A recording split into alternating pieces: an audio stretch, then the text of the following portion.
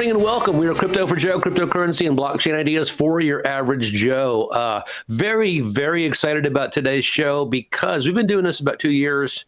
About half the shows have been documenting what's happened, what happened at the conference, the Ethereum conference in Berlin, the trips, the progression of cryptocurrency and blockchain ideas. And about half of it's been what's going to happen in the future, speculation, call it hypotheses or educated guess, people that are involved in the process. Speaking of which, talking to Cayman Nava this morning. Cayman, how are you doing? Glad to be here. Okay, so the reason I'm excited, today we're going to ask the burning question. It's been years and years. I think at this point, even the dummies know cryptocurrency is here to stay. It's solid.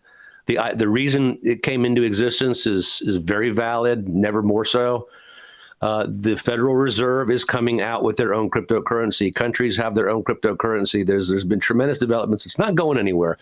So the burning question is, what is going to happen to my cryptocurrency once the government takes it over, tries to take it over, gets deeply, deeply involved in it?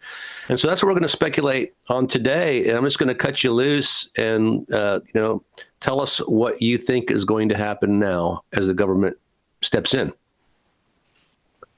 Yeah, well, I can go to that. Just thoughts. Some things I've seen, I guess, are one, that the government really doesn't like any anonymity when it comes to cryptocurrency.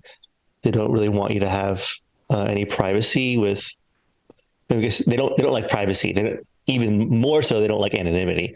So they don't want you to have any privacy when it comes to your account balances, or they want to be able to trace it all.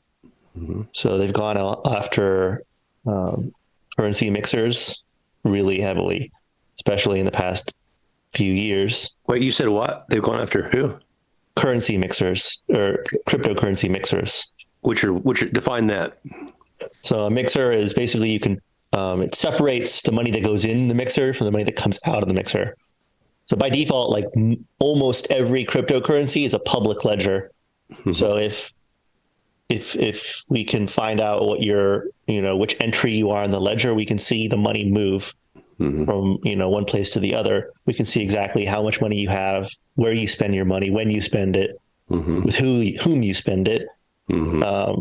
And if you don't like that, if you want to avoid that, these cryptocurrency mixers are one tool to do that. So gotcha. You can move money into the mixer, and when it comes out of the mixer, you can't tell where it came from. Right. Okay.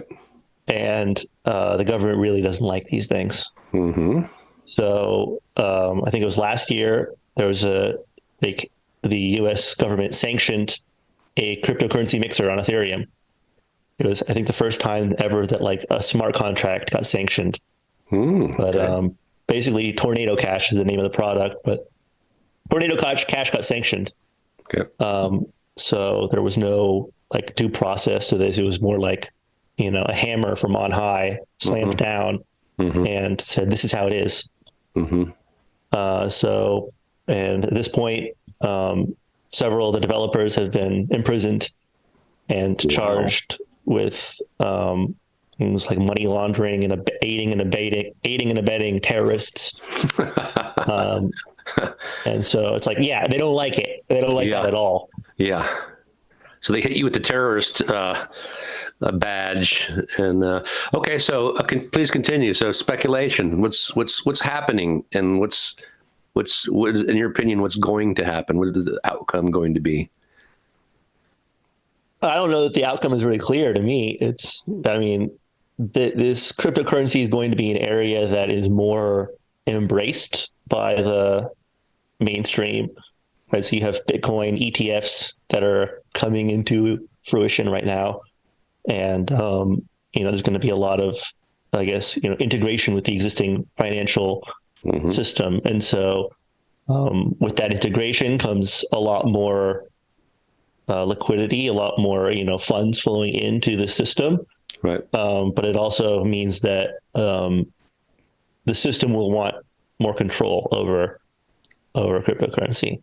Right. So, Well, let's drill down on that just for a minute. So Bitcoin, what's going to happen if I own a Bitcoin right now? What's going to happen? And again, it's pure speculation, but an educated guess. What's going to happen with my Bitcoin once the Federal Reserve comes out with their own deal? What am I going to look like? Do I get to keep it? Are they going to, obviously I it's going would to be an ongoing battle.